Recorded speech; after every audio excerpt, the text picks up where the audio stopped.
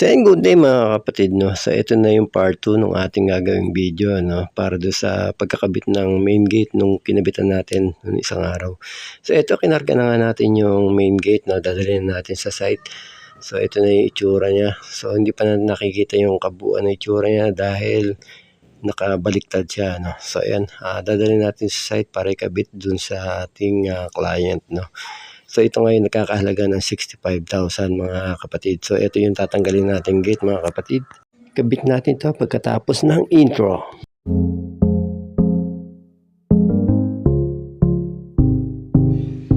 DIY Motovlog.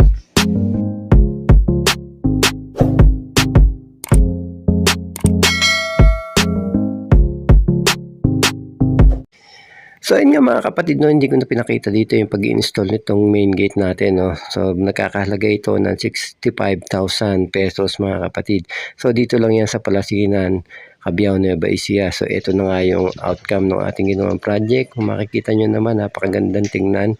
So napakaganda nung kulay. Nag-blend siya doon sa jet black na pinintura ni Brad Boy. So ayan mga kapatid yung itsura. So tingnan natin.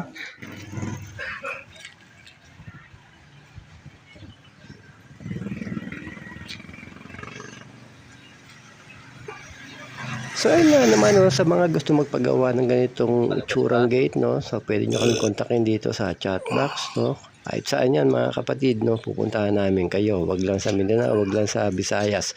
So dito lang around sa Nueva Ecija mga kapatid. So tingnan natin kung magkakasundo tayo sa presyo, why not. So ayun mga kapatid, please contact us on the chat box. So mag-comment lang kayo mga kapatid kung gusto niyo magpagawa sa amin ng ganitong gate. Maraming salamat sa Diyos mga kapatid. Hanggang sa muli mga kapatid. Bye bye.